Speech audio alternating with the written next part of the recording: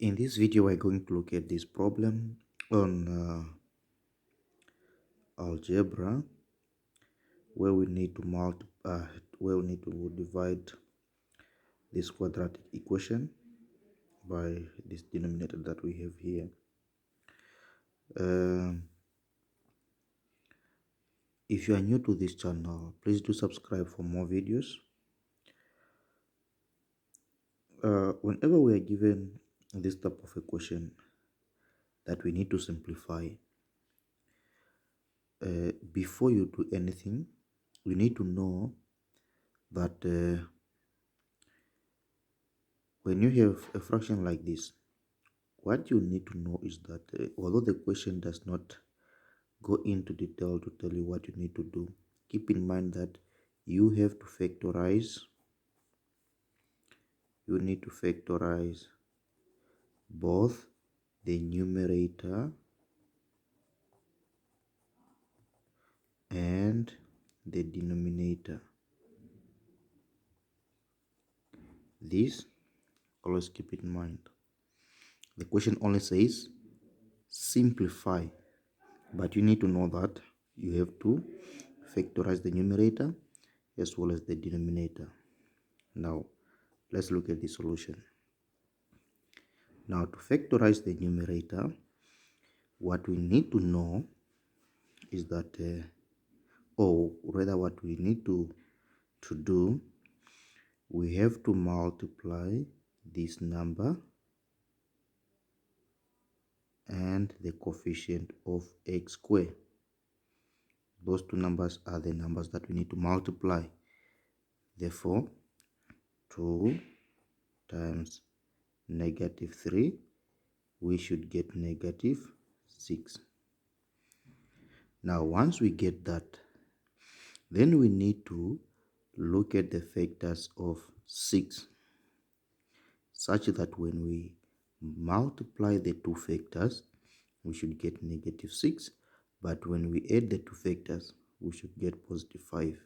In our case, those two factors, they should be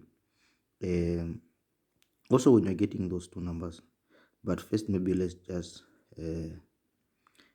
list the factors of 6. They are 1, 2, 3, and then 6 itself. Now, in order for us now to get the factors of 6 that we can multiply to get -6, and when we add them to get +5, we should be guided by this number here, this +5. It means between the two factors that we are looking for, the biggest one should be positive.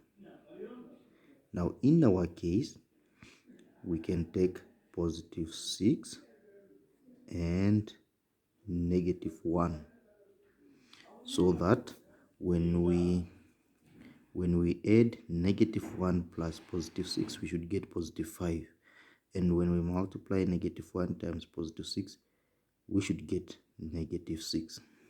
Therefore, we can now write 2x squared. Instead of writing +5x, we now write these two numbers, -1 and +6. Then we can write negative. We don't write -1, but we rather write x only, and then plus 6x minus 3. And then we divide that. We should also factorize the denominator. This one is very easy. We need to take out 2. Now from this side, if we take out 2, then we'll be left with x squared. Then we have 2, open bracket, x squared minus, we now take this 18, we divide by 2, then we are getting 9, we close bracket. Now after that, what we now need to do is that we now need to collect not really collect, but we need to factor out the common factor here at the numerator.